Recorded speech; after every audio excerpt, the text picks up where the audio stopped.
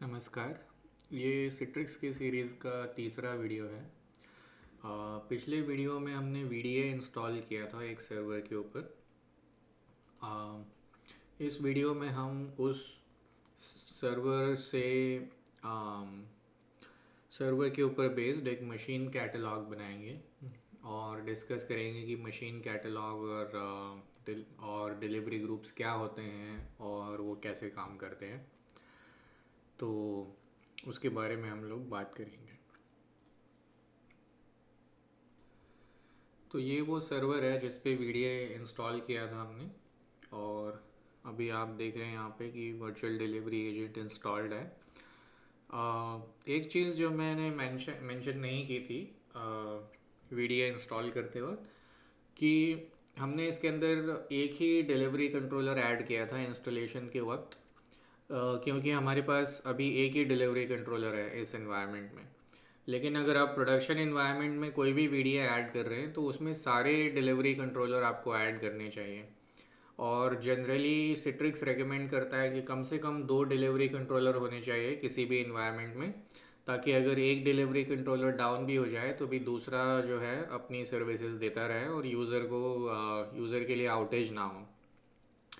तो ये चीज़ ध्यान रखने वाली है कि वीडीए इंस्टॉल करते वक्त या मास्टर इमेज बनाते वक्त जितने भी डिलीवरी कंट्रोलर्स हैं एनवायरनमेंट। तो अब हम आ जाते हैं सिट्रिक्स स्टूडियो पे। अ, ये डिलीवरी कंट्रोलर वाला सर्वर है जिसके ऊपर सिट्रिक्स स्टूडियो इंस्टॉल्ड है। और मैं यहाँ पे एक मशीन कैटलॉग बनाऊंगा उस वीडियो को यूज़ करके जो हमने अभी इंस्टॉल किया है। मशीन कैटलॉग यानी जैसे इसका नाम है वही इसका मतलब भी है कि जितनी भी मशीन्स हैं आपके पास, वीडीए मशीन्स, उनके कलेक्शंस हैं ये। तो मशीन कैटलॉग जैसे अभी हम एक ही बनाएंगे, लेकिन ऐसे प्रोडक्शन एनवायरनमेंट में आप देखोगे तो कई सारे मशीन कैटलॉग्स होंगे और अलग अलग टाइप के होंगे। जैसे कुछ विंडोज़ 10 के होंगे, कुछ विंडोज़ सर्वर ओएस के होंगे, कुछ विंडोज़ 10 के अंदर कुछ डेडिकेटेड होंगे, कुछ नहीं होंगे डेडिकेटेड। डेडिकेटेड का मतलब ये है कि उसमें हमेशा एक ही यूज़र लॉगिन करेगा, तो वो डेडिकेटेड मशीन हो गई उसके लिए विंडोज़ 10 वाली। एनीवे, तो हम इसको बनाते हैं। मैं यहाँ पे क्लिक करूँगा क्रिएट मशीन कैटलॉग।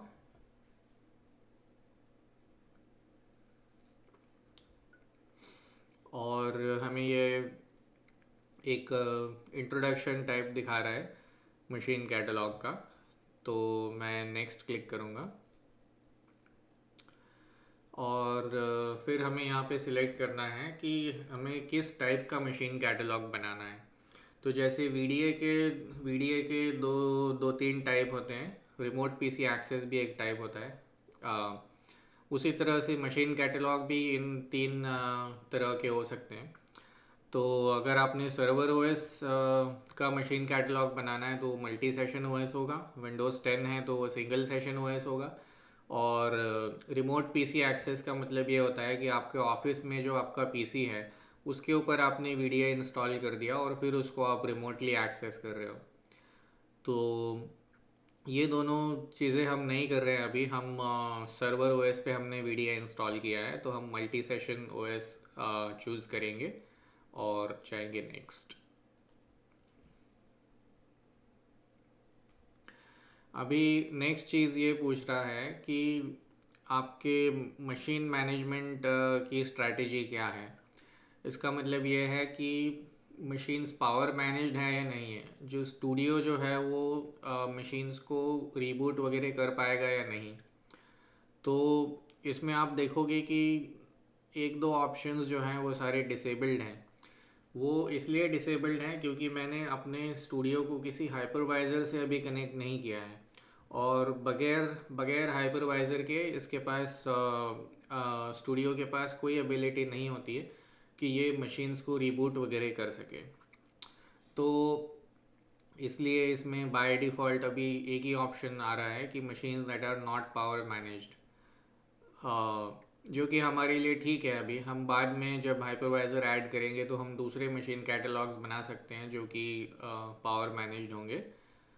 और फिर नीचे यहाँ पे जो ये सेक्शन है, इसमें ये पूछा जा रहा है कि आपने मशीन क्रिएशन सर्विसेज यूज़ करना है, जिसके लिए अगेन हाइपरवाइज़र की ज़रूरत होती है। आपने सिट्रिक्स प्रोविजनिंग यूज़ करना है, जो कि एक अलग उसके लिए इंफ्रास्ट्रक्चर की ज़रूरत होती है, या फिर आपने कोई और सर्विस या टेक्नोलॉजी यूज़ करनी है। तो हम ये वाला ऑप्शन चूज़ करेंगे अभी, क्योंकि एम सी एस अभी हम यूज़ नहीं कर रहे हैं, और प्रोविजनिंग के लिए भी एक्स्ट्रा इंफ्रास्ट्रक्चर वगैरह प्रोविजनिंग सर्वर चाहिए होता है, तो वो अभी हमारे पास है नहीं। और एम सी एस के लिए जो हाइपरवाइज़र चाहिए वो भी हमारे पास नहीं है, तो हम तीसरा ऑप्शन चूज़ करेंगे, क्योंकि हमने वी डी ए डायरेक्टली अपने सर्वर पे इंस्टॉल किया हुआ है बजाय के मास्टर इमेज बनाने के। तो हम जाते हैं नेक्स्ट, और फिर यहाँ पे हम अपने वीडीए का कंप्यूटर अकाउंट ऐड करेंगे। और फंक्शनल लेवल ये जिस वर्जन के साथ वीडीए जो है कंपैटिबल रहेगा, मतलब कितने पुराने वर्जन की वीडियो आप इस मशीन कैटलॉग में यूज़ कर सकते हो, ये उसकी ये ड्रॉप बॉक्स वो डिटरमिन करता है। तो हमारे पास में जितने भी वीडियो होंगे सारे नए होंगे, तो हम 2003 यानी कि 2020 मार्च उस फंक्शनल लेवल को यहाँ पे चूज़ कर सकते हैं, जो इसमें इस लिस्ट में लेटेस्ट है। फिर हम जाते हैं नेक्स्ट। इसके अलावा एक और चीज़ यहाँ पे नोट करने वाली है कि ये जितने भी ऑप्शन हैं इस लिस्ट के अंदर, इसका मतलब ये है कि जैसे अगर आपने 7.8 सेलेक्ट किया है, तो 7.8 जो है वो आपका लोएस्ट वर्जन हो सकता है इस मशीन कैटलॉग के अंदर।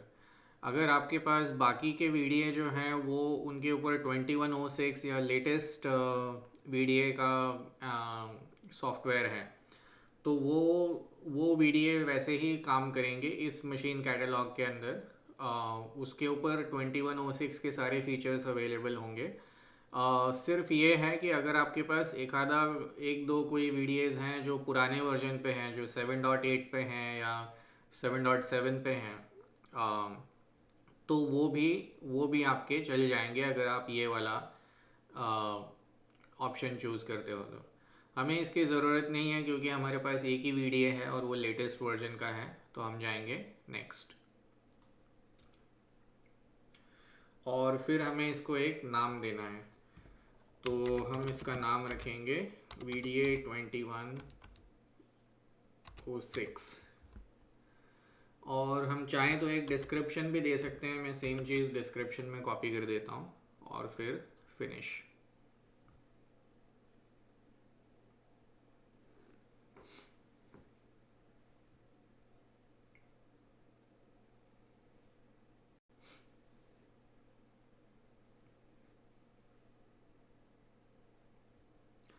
तो अब इसने मशीन कैटलॉग बना दिया है।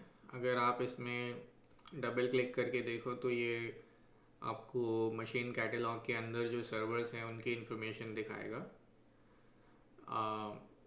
इस मशीन कैटलॉग में एक ही सर्वर है जिसका नाम VDA1 है। पावर स्टेट यहाँ पे आप देखें तो अनमैनेज्ड है, क्योंकि ये हाइपरवाइज़र के साथ कनेक्टेड नहीं है।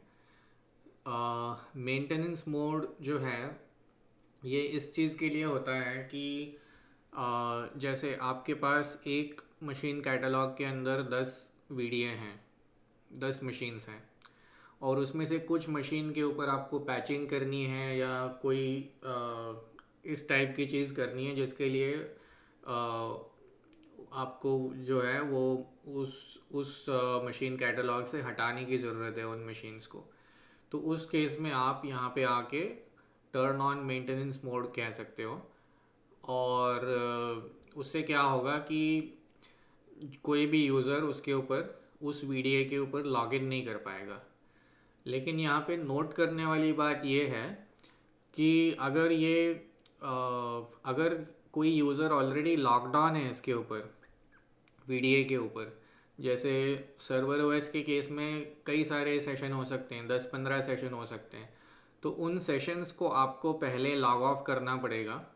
मतलब मेंटेनेंस मोड आप ऑन कर सकते हो, लेकिन मेंटेनेंस मोड ऑन करने के बावजूद वो सेशन जो है वो वैसे के वैसे ही रहेंगे उस वीडीए के ऊपर, जब तक वो यूज़र लॉग ऑफ नहीं करते या आप उनको बूट नहीं करते हो सिस्टम सर्वर से बाहर, तब तक आपने मेंटेनेंस का जो भी आपका टास्क है वो शुरू नहीं करना है या उसको सर्वर को रीबूट नहीं करना है। तो ये हो गई मेंटेनेंस मोड की बात। अभी मैं इसको हटा देता हूँ मेंटेनेंस मोड से फिर से।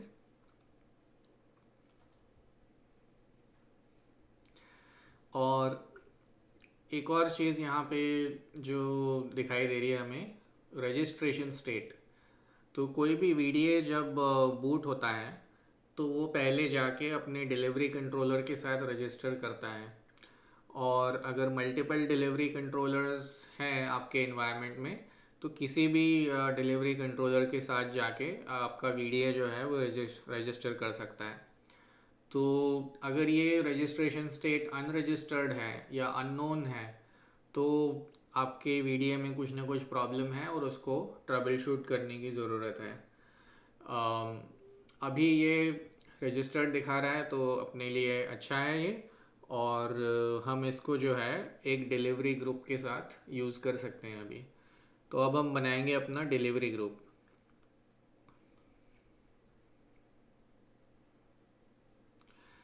तो डिलीवरी ग्रुप जो है वो पब्लिश्ड ऐप्स और डेस्कटॉप्स का कलेक्शन होता है। और वो जो कलेक्शन होता है, वो जो डिलीवरी ग्रुप होता है, उससे यूज़र कनेक्ट करते हैं। उसमें से जो एप्लीकेशंस और डेस्कटॉप्स आ रही हैं उनके ऊपर यूज़र कनेक्ट करते हैं। तो हम देखते हैं कि ये कैसे बनाया जाता है। ये सिर्फ एक इंट्रोडक्शन है कि ये डिलीवरी ग्रुप क्या होता है। तो हम जाएंगे नेक्स्ट। और सबसे पहले हमें ये पूछ रहा है कि आपने कौन सा मशीन कैटलॉग यूज़ करना है और उसमें से कितनी मशीन्स यूज़ करनी है। तो फॉर एग्ज़ाम्पल यहाँ पे अगर हमारे पास 10-15 मशीन कैटलॉग होते तो हम उसमें से कोई भी एक सिलेक्ट कर सकते थे। लेकिन देखने वाली बात यह है कि उसमें से जितने भी मशीन कैटलॉग हैं उसमें से सिर्फ एक ही आप यूज़ कर सकते हो। ये 1-to-1 मैपिंग होती है इसकी, डिलीवरी कंट्रोलर और मशीन कैटलॉग की। आप मल्टीपल मशीन कैटलॉग्स चूज़ नहीं कर सकते हो एक ही डिलीवरी ग्रुप के लिए। और एक जब मशीन कैटलॉग आपने चूज़ कर लिया उसके बाद में आपने ये देखना है कि अगर इसमें 10 मशीन है इस मशीन कैटलॉग में, तो 10 में से आपने कितनी मशीन यूज़ करनी है इस डिलीवरी ग्रुप के लिए। और जो मशीन इस डिलीवरी ग्रुप में यूज़ नहीं होगी वो किसी और डिलीवरी ग्रुप में यूज़ हो सकती है उसी कैटलॉग को यूज़ करके।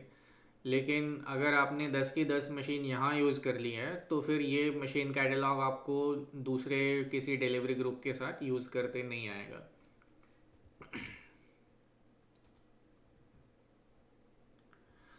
अभी यहाँ पे यूज़र्स की इंफॉर्मेशन है। अगर आप चाहें तो किसी भी ऑथेंटिकेटेड यूज़र को जो है डिलीवरी ग्रुप एक्सेस करने दे सकते हैं, लेकिन ये गुड प्रैक्टिस नहीं है।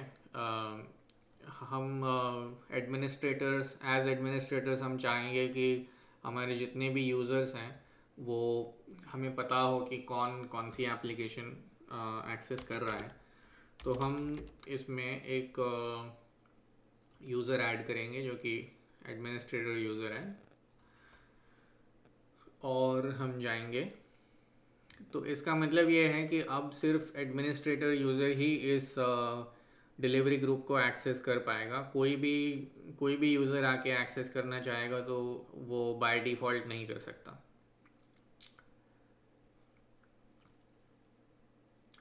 और ये जो बाकी के जो दो चेक बॉक्सेस हैं ये थोड़े से एडवांस कंसेप्ट्स हैं।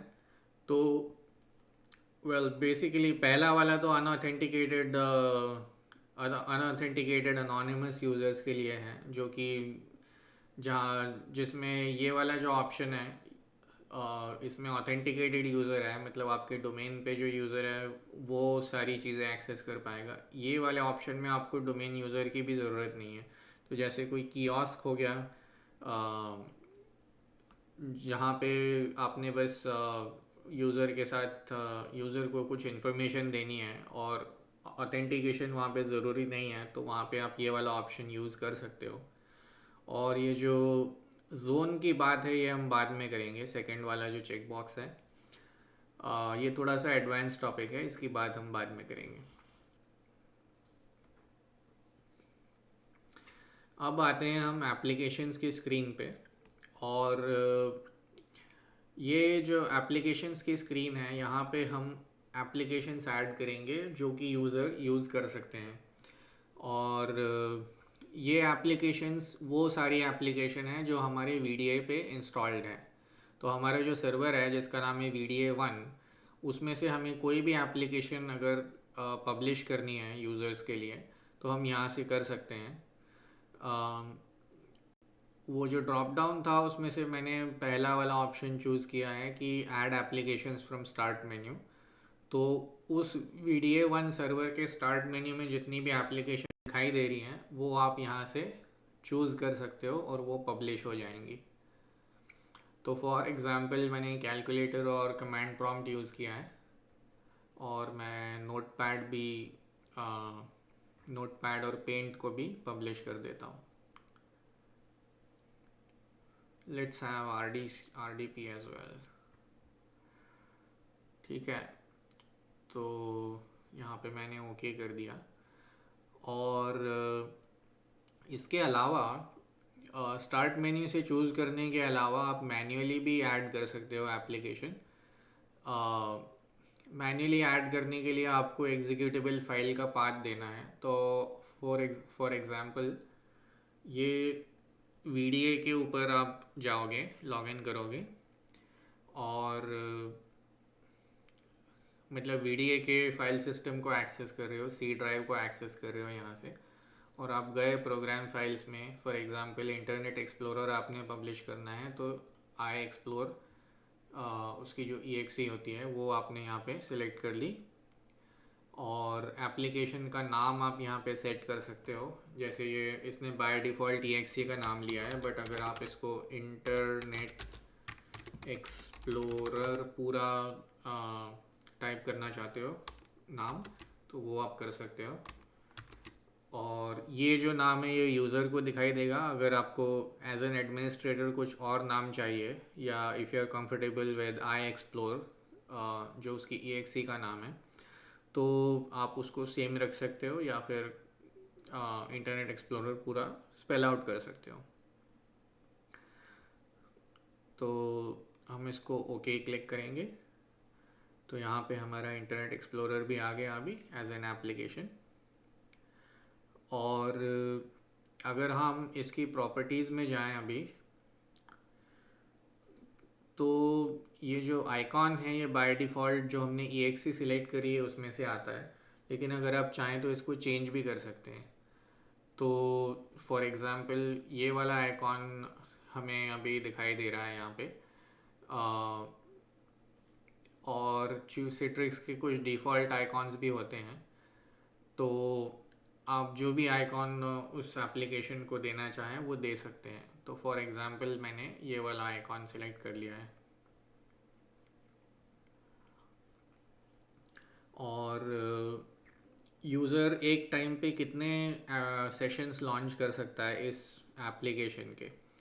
तो ब्राउज़र टाइप की एप्लीकेशन के लिए ये अच्छा है। एक्चुअली किसी भी टाइप की एप्लीकेशन के लिए जनरली अच्छा है कि आप उसको एक ही सेशन लॉन्च करने दें यूज़र को, और लिमिट टू 1 इंस्टेंस पर यूज़र। ये जो दोनों सेटिंग्स है ये बेसिकली एप्लीकेशन के ऊपर डिपेंड करेंगी कि ये किस टाइप की एप्लीकेशन है। बट जनरली स्पीकिंग एक यूज़र को एक ही इंस्टेंस लॉन्च करने देना चाहिए एडमिनिस्ट्रेटर्स को। फिर लोकेशन में एग्जीक्यूटेबल फाइल का पाथ है जो हमने ऑलरेडी देखा है। लिमिट विजिबिलिटी के अंदर ये एप्लीकेशन जो हमने पहले डिलीवरी ग्रुप का एक्सेस यहाँ पे कॉन्फ़िगर किया था यूज़र्स वाले सेक्शन में, उससे डिलीवरी ग्रुप लेवल का एक्सेस मिलेगा, लेकिन एप्लीकेशन अगर आपने रिस्ट्रिक्ट कर रखी है, मतलब रिस्ट्रिक्ट कर सकते हो आप, अगर आप पूरे जिसको भी डिलीवरी ग्रुप का एक्सेस है उन सबको एप्लीकेशन दिखा सकते हो और उनको लॉन्च करने दे सकते हो, या फिर आप कह सकते हो कि लिमिट विजिबिलिटी। तो फॉर एग्ज़ाम्पल हमें ये एप्लीकेशन सिर्फ एडमिनिस्ट्रेटर को ही दिखानी है, अगर और कोई किसी यूज़र को इस डिलीवरी ग्रुप का एक्सेस हो तो उसको इंटरनेट एक्सप्लोरर वाली एप्लीकेशन नहीं दिखनी चाहिए। तो वो हम यहाँ से कॉन्फ़िगर करते हैं। और जोन जो है ये हम बाद में बात करेंगे, एडवांस टॉपिक है। और हम यहाँ पे ओके करेंगे, इसको जाएंगे नेक्स्ट। और जिस तरह से हमने एप्लीकेशंस अभी पब्लिश करी हैं उसी तरह से हम डेस्कटॉप भी कर सकते हैं। डेस्कटॉप का सीधा सा मतलब है कि ये आरडीपी की तरह काम करेगा, मतलब आपको पूरा स्टार्ट मेन्यू वगैरह सारा कुछ दिखाई देगा जिस भी वीडियो से आप कनेक्ट कर रहे हो उसके लिए। तो इसमें मैं डेस्कटॉप के नाम में डेस्कटॉप का नाम वीडियो का नाम ही रखता हूँ, जो कि वीडियो 1 है। और जितने भी यूज़र हैं, जितने भी यूज़र को डिलीवरी ग्रुप का एक्सेस है वो सब इस डेस्कटॉप को यूज़ कर सकते हैं, या फिर रिस्ट्रिक्ट कर सकते हैं जैसा हमने एप्लीकेशन के लिए किया था अभी। और लास्ट चीज़ है इसको इनेबल करने का। अगर आप इसको अनचेक करोगे तो ये डिसेबल हो जाएगा, बाय डिफ़ॉल्ट इनेबल रहता है कोई भी डेस्कटॉप जो आप पब्लिश करते हो। तो मैं ओके क्लिक करूँगा यहाँ पे, तो ये हमारा डेस्कटॉप हो गया पब्लिश यहाँ पे। और हम जाएंगे नेक्स्ट, और इस डिलीवरी ग्रुप का नाम हम रखेंगे वीडियो 1 और डिस्क्रिप्शन भी सेम ही रखेंगे और क्लिक करेंगे फिनिश। तो अब ये डिलीवरी ग्रुप बन रहा है हमारे लिए।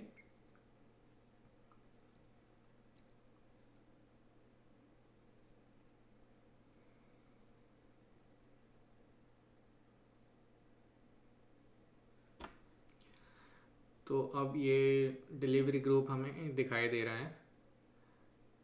अगर हम इस पर डबल क्लिक करें तो फिर से वो हमें जो डिलीवरी ग्रुप में जितनी मशीन्स हैं वो बताएगा।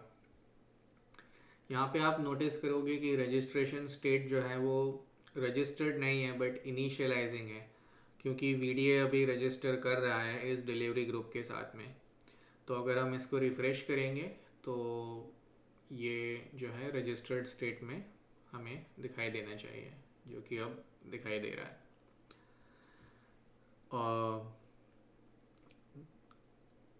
तो ये था डिलीवरी ग्रुप। और ये जो डिलीवरी ग्रुप है ये एप्लीकेशंस और डेस्कटॉप दोनों डिलीवर कर रहा है। एप्लीकेशंस हमने 4-5 एप्लीकेशंस जो सिलेक्ट करी थी वो सारी एप्लीकेशंस आप यहाँ पे देख सकते हो। और इसके अलावा आप यहाँ पे भी देख सकते हो एप्लीकेशंस टैब के अंदर कि आपने कौन कौन सी एप्लीकेशन पब्लिश की हुई हैं। अगर आपने कोई नई एप्लीकेशन पब्लिश करनी है और एग्जिस्टिंग डिलीवरी ग्रुप को यूज़ करना है, नया डिलीवरी ग्रुप नहीं बनाना है, तो आप यहाँ से ऐड एप्लीकेशन कर सकते हो। और जो एप्लीकेशन के सारी चीज़ें थी जो एप्लीकेशन पब्लिश करने के लिए रिक्वायर्ड थी वही आपसे फिर से पूछेगा। डिलीवरी ग्रुप अगर आपने नया नहीं बनाना है तो फिर यहाँ पे आप उसको सिलेक्ट करोगे एग्जिस्टिंग डिलीवरी ग्रुप को और जाओगे नेक्स्ट। और फॉर एग्ज़ाम्पल यहाँ से फिर से मैं स्टार्ट मेन्यू से एक दूसरी एप्लीकेशन चूज़ कर लेता हूँ जो हमने अभी तक पब्लिश नहीं की है, फॉर एग्ज़ाम्पल फाइल एक्सप्लोरर। ठीक है।